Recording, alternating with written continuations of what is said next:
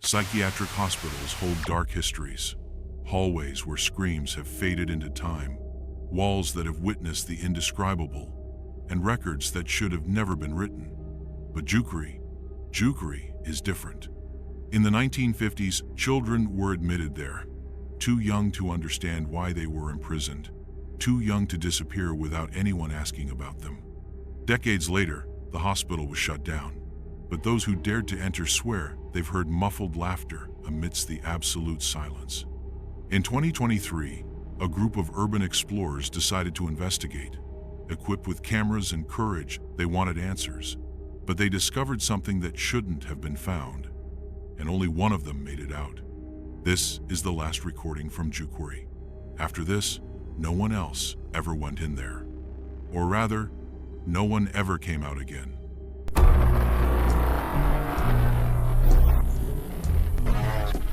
The lights flickered on the computer screen.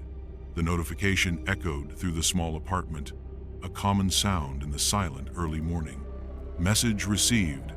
Jukuri, one last look. Lucas was an urban explorer, the type of person who found pleasure in traversing abandoned places, searching for forgotten stories. His YouTube channel was growing, and he knew that to achieve success, he needed something grandiose. The Jukuri Psychiatric Hospital was the perfect target. The hospital, founded in the 19th century, was a city within a city. More than 16,000 inmates, many of them abandoned by their families. Others, forgotten by the government. The place held secrets, reports of disappearances, of files burned before its definitive closure in 2001. The message he had received came from a nameless profile. Go to Jukuri, but go at night. There's something there waiting for you. He laughed. Messages like that were common, but something about this one seemed different. Attached to the email was a grainy photo, a dark corridor, and in the background, small eyes glowing in the dark. The next day, he gathered his team. Carol, a specialist in history and urban legends, always skeptical, but willing to take on any challenge. Raphael, responsible for filming and editing, one of the few who had ever felt real fear inside an abandoned place. This looks like a trap, Carol said. Who sends a message like that without identifying themselves? Lucas smiled. What matters is that we have a mystery to solve, and a well-paid mystery if we do this right. That night, they set off for Jukuri. The car cut through the dark road, the streetlights intermittently illuminating the way. The hospital, even from a distance, seemed larger than they expected. Decrepit structures rose against the night sky, a dead city waiting for visitors. What they didn't know was that someone was already waiting. The lights flickered on the computer screen. The notification echoed through the small apartment, a common sound in the silent early morning. Message received. Jukuri, one last look. Lucas was an urban explorer, the type of person who found pleasure in traversing abandoned places, searching for forgotten stories. His YouTube channel was growing, and he knew that to achieve success, he needed something grandiose. The Jukuri Psychiatric Hospital, located in Franco da Rocha, São Paulo, Brazil, was the perfect target. Founded in the late 19th century, Jukuri was more than just a hospital. It was a true psychiatric city. With a capacity for 16,000 inmates, often overcrowded, the place witnessed decades of suffering, abandonment, and questionable procedures. Some patients weren't even mentally ill. It was enough to be inconvenient to society, to become a number within the pavilions. The message he had received came from a nameless profile. Go to Jukuri, but go at night. There's something there waiting for you. He laughed. Messages like that were common, but something about this one seemed different. Attached to the email was a grainy photo, a dark corridor, and in the background, small eyes glowing in the dark. The next day, he gathered his team. Carol, a specialist in history and urban legends, always skeptical, but willing to take on any challenge. Raphael, responsible for filming and editing, one of the few who had ever felt real fear inside an abandoned place. This looks like a trap, Carol said. Who sends a message like that without identifying themselves? Lucas smiled. What matters is that we have a mystery to solve, and a well-paid mystery, if we do this right. That night, they set off for Franco de Rocha. The car cut through the dark road, the streetlights intermittently illuminating the way. The hospital, even from a distance, seemed larger than they expected. Decrepit structures rose against the night sky, a dead city waiting for visitors. What they didn't know was that someone was already waiting. The biting wind blew through the ruins of the Jucari Psychiatric Hospital, causing the broken windows to vibrate as if the building itself were breathing. Lucas held the flashlight steady while Carol and Raphael adjusted the equipment. The main gate was locked with an old rusty padlock, but they already had a plan. A hole in the side fence, known to other urban explorers, would serve as an entrance. "If anyone shows up, we'll just say we're here to photograph the place," Carol whispered, although she knew that no guard would bother patrolling that forgotten territory. Upon crossing the fence, a sepulchral silence took over the trio. The hospital seemed to be patiently waiting for their arrival. The main building, with peeling walls and old graffiti, seemed to swallow the little light from the flashlights. Lucas turned on the camera. First impression of Jucari. Empty, but still. There's something in the air, like it's alive. Raphael filmed as they crossed the courtyard. The ground was covered with dry leaves and remnants of yellow documents, patient records, papers scattered, as if someone had recently rummaged through everything. "I don't like this," Raphael murmured. "It's like someone was messing around here yesterday." Carol picked up one of the papers. Patient 4523, involuntary commitment, diagnosis, hysteria, procedure, extreme isolation. What the hell was extreme isolation? Lucas asked, frowning. Carol didn't answer. Instead, her eyes fixed on something ahead, a dark corridor where the shadows seemed denser than they should be. And then, a sound, a creak, slow, as if a door had just opened by itself. Lucas raised the flashlight in the direction of the sound. The door of one of the old isolation pavilions was ajar. A strong smell of mold and something else, something metallic, escaped from inside. "That wasn't opened before," Raphael said, his voice tense. Carol approached cautiously. "Did you guys see? On the floor. Footprints, but only going in, no coming back." The silence was suffocating. The only thing that could be heard was the three of them breathing.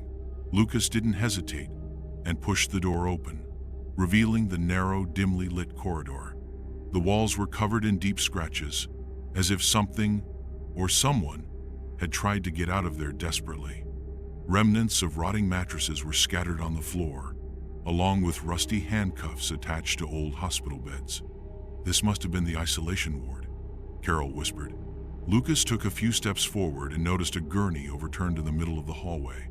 A patient's uniform was still lying on it, dirty and faded. But the worst came when Raphael, who was filming, widened his eyes and stammered, "There's something on the camera." He turned the screen to his friends. There, at the end of the corridor, a figure in white was standing with its back to them, motionless. Lucas turned the flashlight in the same direction. Nothing. Raphael adjusted the zoom. On the camera, the figure was still there, and slowly, it began to turn its head towards them. "Run," Carol whispered. "Now." Lucas didn't think twice. They shot down the corridor without looking back, but the sound of footsteps followed them, fast, heavy, approaching.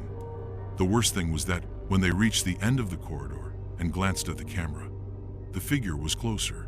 The group gasped, leaning against the peeling wall at the end of the corridor.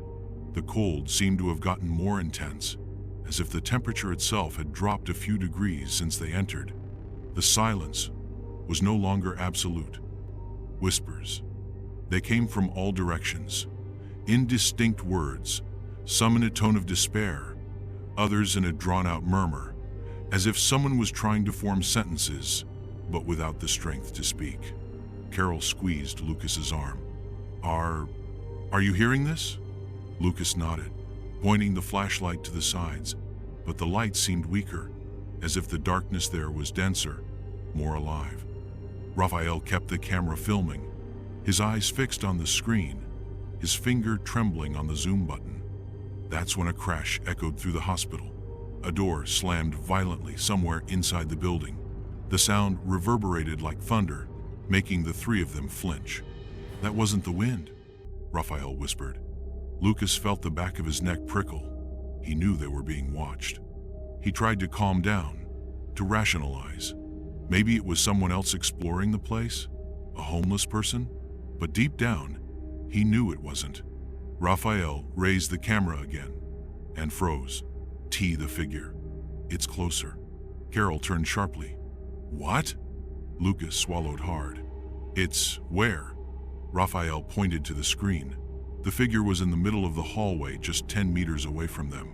It was clearer now.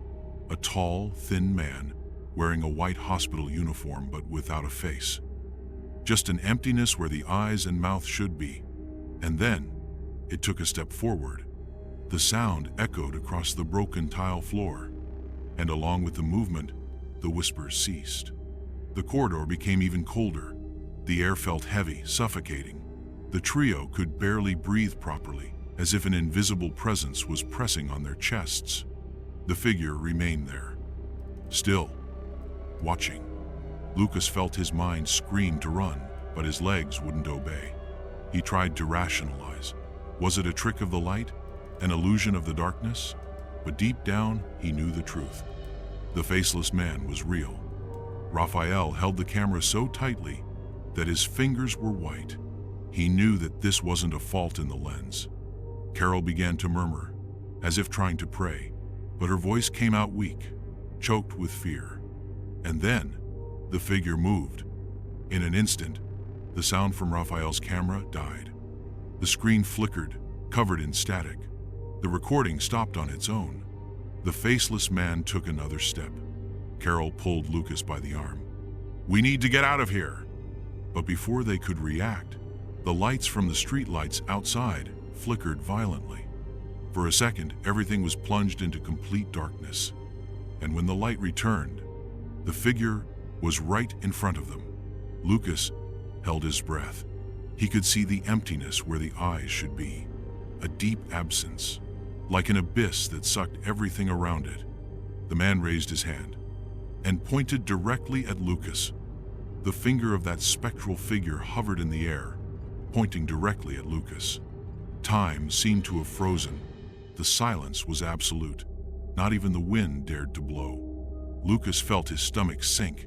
His whole body screamed to run, but it was as if his feet were stuck to the ground. Raphael tried to restart the camera, but the screen remained black. The device was dead. Carol, with wide eyes, grabbed Lucas's arm and whispered, "He's choosing you." The phrase made his heart pound against his chest. The faceless figure took a step forward. Lucas felt an icy shiver run down his spine. That's when Raphael acted. Without thinking, he pulled Lucas back and shouted, "Run!" The scream broke the spell. Lucas staggered back and, as if a spell had been broken, his muscles finally responded. The three shot down the dark corridor, feeling the weight of that presence following them. The lights flickered frantically, casting distorted shadows on the walls. The footsteps echoed through the hospital, but something was wrong. Lucas felt that they were no longer alone. Something was running after them, and it wasn't human. The sound of their own footsteps, mixed with the echo of something behind them. Lucas felt a cold presence brushing against his neck, as if the darkness itself were alive. Carol pulled his arm hard while Raphael ran ahead, trying to find a way out. The hospital seemed to have transformed. The corridors stretched in impossible directions, like a maze that reconfigured itself with each step. Lucas looked back. Nothing. But the feeling that something was there didn't leave him. Suddenly, Raphael stopped abruptly. The door. He pointed to an exit door at the end of the corridor. The trio shot forward, but when they were just a few meters away, the lights went out. Total darkness. The air became dense. The temperature dropped. A dry sound, similar to the crack of breaking bones, echoed through the corridor. Lucas felt an icy touch on his shoulder. He froze. Behind him, a voice whispered, low, drawn out, impossible to understand. His heart raced. He needed to run. But was there still anywhere to run? Lucas didn't think twice. He turned and ran towards the door. Carol held his hand tightly, the fear etched on her eyes. Raphael was already in front, pushing the door with all his strength. It wouldn't budge. The air around them became dense, as if something invisible was pressing them against the ground. The temperature continued to drop, and now whispers filled the absolute silence. Distorted voices, mixed with scratchy laughter, echoed off the walls. "Push it already!" Carol shouted, panic taking over her voice. Raphael threw his body against the door again. This time it gave way. But on the other side, there was no exit. The hospital no longer existed. The door led to a corridor, identical to the one they had just left. "This doesn't make sense," Lucas murmured, despair growing. Whatever was there was playing with them. Then the whispers ceased, and at the end of the corridor, a silhouette appeared, standing, motionless, looking at them. And then it started to walk. Lucas felt his legs weaken. The figure at the end of the corridor was not moving in a hurry, but it was getting closer. The silence was overwhelming. No sound of footsteps, no breathing. Carol grabbed Lucas's arm tightly, her skin ice cold. "Run!" Raphael shouted, pulling the two of them. But where to? They had come out of one corridor and entered an identical one. The hospital was now an endless maze. They ran to the left, the lights flickering above them. The whispers returned. But now, they were distinct words, cut off, repeated like a scratched record. "You don't belong here." Lucas risked a look back. The figure was closer. The face was not human. It was empty, like a white mask, without a mouth, without eyes, just an emptiness that absorbed them. The corridor seemed to stretch. The doors on the walls disappeared one by one. The only exit ahead was an elevator. The lights flickered brighter. Lucas and Carol entered first, desperate. Raphael tripped. The shadow was upon him. The pale hand touched his shoulder. The elevator closed its doors before they could see what happened. The elevator descended with a jolt. Lucas and Carol were panting, their eyes wide. "Where's Raphael?" Carol asked, her voice trembling.